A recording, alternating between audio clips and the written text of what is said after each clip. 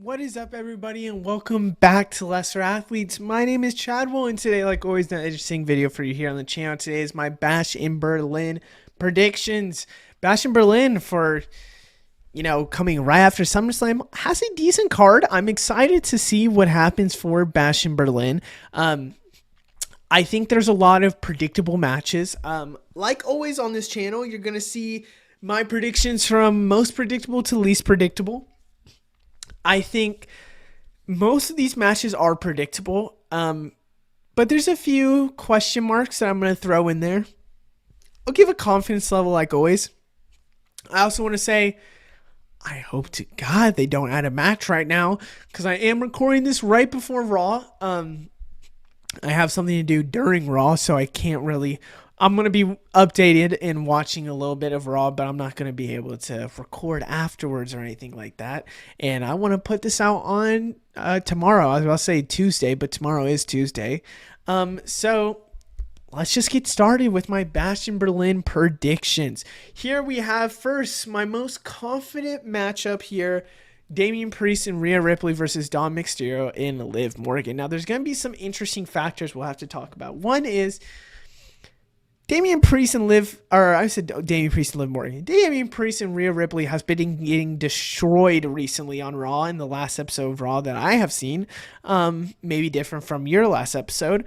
They got destroyed, and I think there's an obvious reason. One, making the new stable of New Judgment Day look incredible.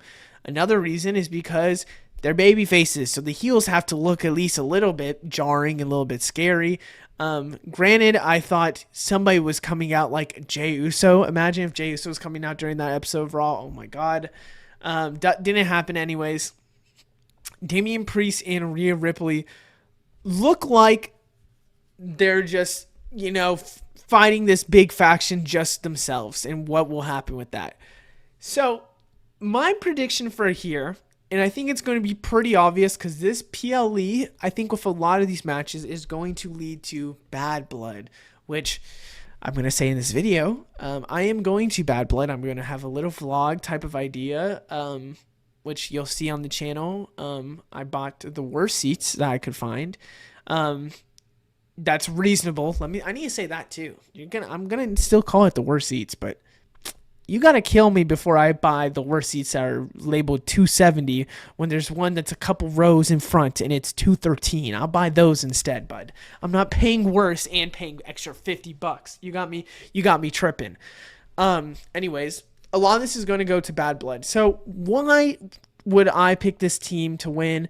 I am going to pick Damian Priest and Rhea Ripley to pick up the dub. I think we're going to even see Rhea Ripley pinning Liv Morgan to set up Rhea Ripley and Liv Morgan potentially Hell in a Cell match or something crazy like that at Bad Blood. I think it's also going to be very interesting to see what could happen. I think we are going to see that final Riptide hit on Dominic Mysterio at this PLE. I feel good with that as well. This is going to be a good match. There's some interesting things I want to mention. Right now, I would say 95% confidence level. But the things that kind of get me a little bit interested to see what are the chances they lose is the fact of Finn Balor and Damian Priest. I think that is a match we're going to see at Bad Blood. It's just... Okay, there's kind of two now. Now thinking about this. I go in with this with no notes or anything. If you can't tell, maybe that's why I'm stuttering a little bit. Damian Priest and Finn Balor looks like it should happen at Bad Blood, but a part of me also believes the final part of it is going to happen at WrestleMania, and I generally believe that that's probably going to be it, even if they start it at Bad Blood. I want to say that Finn Balor saying that I won't fight you, and then when I finally find you, it'll be when you almost forgot, and I'll stab you in the back. It makes me feel like they might push us to WrestleMania to just be the beginning of it. But I hope they don't do that. I rather this happen at Bad Blood. It makes just so much sense. They have bad blood with each other. So my interesting thing that makes that 5% different is Do we see a world where Damian Priest and Rhea Ripley get screwed because of the new Judgment Day, where Finn screws over Damian and Damian calls him out for a challenge and says, I want you at Bad Blood? And do we see it would be hard to do that and then say Rhea go against Liv Morgan at, Bad Blood, whatever. It's going to be interesting no matter what. I feel like it is for sure, though, going to be Damian Priest and Rhea Ripley still. Up next, we have Cody Rhodes versus Kevin Owens. I think I'd be insane to not choose Cody Rhodes for the win here. The only things that make this very interesting to me is what's going to either happen right before, maybe on that Friday Night SmackDown, or what's going to happen afterwards into another SmackDown potentially. So I think Cody Rhodes is going to win. No matter what, Cody Rhodes is going to win. It's just a matter of fact is Kevin Owens going to turn heel? Now, this last SmackDown was very interesting, which I think there has been a point of people have discussion of, does Cody Rhodes not turn heel? Because Cody Rhodes would not turn heel for a little while. Would Cody Rhodes slightly screw over Kevin Owens, not realizing it because of paranoia, because he thinks Kevin Owens is going to turn on him? That could be a big hint. That could be something that could happen rather than Kevin Owens finally doing it. And then it can turn into maybe Bad Blood or something where that's Cody Rhodes' challenger, because right now Cody Rhodes' challenger, suppose he's going to be Solo Sikoa, but I don't want that. I don't want that at Bad Blood. I'd rather have Roman and Solo happen at Bad Blood.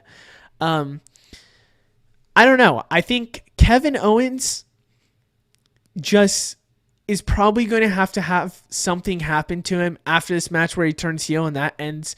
Well, it wouldn't be the main event. It would just be something like that where he just gets booed out the arena and he actually does turn heel.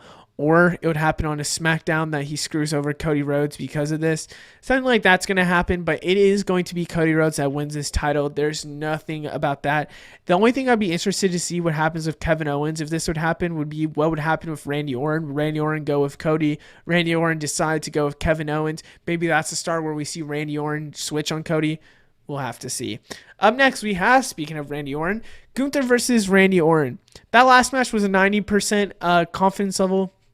This one is right there, or an 85 on Gunther. There's a couple reasons why. One, Gunther's probably going to have his title for a while. Gunther's also probably going to win in his home, not technically his home country. He had a lot of indie work, I know for a fact, and did a lot of just wrestling in Germany. But he did, was born in Austria. I just think that one, Randy Orton being a SmackDown guy is probably not going to win this Raw title. I know Randy Orton makes tons of sense to, get this title. This was his heavyweight championship. He was the first one, whatever. I do believe still that Randy Orton is going to lose this. I think the only thing that I want to say and that I want to put in a question in your head is, if WWE is not trying to be predictable, which sometimes they don't, what would be the craziest thing to happen? Gunther losing to Randy Orton in his home country, and Randy Orton gain that title and growing it on Raw. I don't think this will happen, though. I think Gunther's going to hold his title for a while. It's going to suck. I think this could be the title or the kind of opportunity that maybe breaks a Randy Orton, and Randy Orton does kind of start becoming this kind of evil guy. It would be hard to see Randy Orton as that, but I do believe that this could start, forming that he can't win championships anymore and that he finally has to turn to, become this legendary killer like he is. And I don't know, but I still believe Gunther's going to win. It's like how Rhea Ripley was, granted, that had a lot more effects. When Rhea Ripley went to Elimination Chamber in Australia, of course, she was going to win it. But again, she was already having a storyline with Becky Lynch. What is it called? During that time. So, of course, she was going to win the title. Yada, yada, yada, whatever. Gunther is going to win. Up next, we have Drew McIntyre versus CM Punk. Strap match. I love this strap match. I actually was hoping that this would be something that would happen at Bad Blood, but it looks like it'll probably be a Hell in a Cell match for these two. No matter what happens, in my opinion, it's probably going to be CM Punk. There's no way they do Drew McIntyre winning again, because it would not lead up to a strong trilogy match at the end of this at Bad Blood. Doesn't make sense in my opinion if they would want to do that. I'm going to say that Drew McIntyre and CM Punk ends with a Hell in a Cell match at Bad Blood, and this is why, because CM Punk's going to win, and now it's 1-1 in the series. That makes the most sense. That's probably going to happen. The only thing that makes me not want to say like this 100%, I'm going to say 85 again for this, is what are the odds of them just going Drew again and someone screws over CM Punk, and that's why they have to do a, third matchup.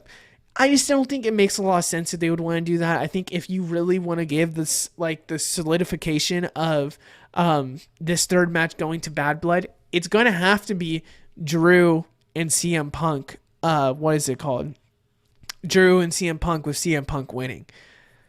It's going to be interesting. I'm really excited. I did not think this was going to happen at Bash in Berlin. I thought the second match was going to happen at what is it called?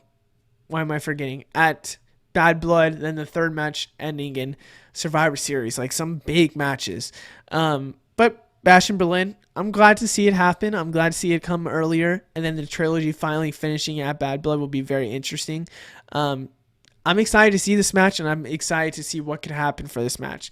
Last but certainly not least, Bianca Belair and Jade Cargill versus the Unholy Union for the championship. This one is super interesting because it's kind of technically two rematches. One of the rematches was back in, what is it called? Clash of the Castle, when Bianca Belair and Jade Cargill came in as champions and would lose these titles due to triple threat rules. Then they have another recent triple threat match again, and Unholy Union again wins it back. And now they're doing just them two at Bash in Berlin. Now, I'd be interested to see what could happen with this. I'm going to say I'm like 70% confident on this, because the thing is, for me, right, Bianca Belair and Jade Cargill are two superheroes compared to them. Like, they are two just strong women that just ooze aura. And the reason why I thought they were losing these tag titles was so that they can really elevate the solo division for the SmackDown women's side. Granted, they didn't do all that. There was barely anything of that. So why even take these titles off them originally, in my opinion? The reason why I don't want to say take these titles off them again is because I think it would hurt the titles, in my opinion. I just don't think that two solos coming together. I'm going to have a video on this in the future. And I've been debating on doing the video because I don't feel 100% like confident that I am this person that knows booking or anything. It's going to be called How I Would Book the Tag Team Division. I just don't think two solos coming together and winning these tag titles is helping these tag titles than anything. Having stables that are true tag team guys and women. When I said guys, I was trying to say Universal, and then I realized I said guys when it's the women division. It's just, for me, I'd rather have the stable win. It makes it more truthful to a tag team thing, because these solos will win the tag titles, lose it in 30 to 90 days, and then they'll go on with their lives again. It's not like they try to keep competing for those tag titles again and again and again. Somebody that did very well with this, in my opinion, was Judgment Day.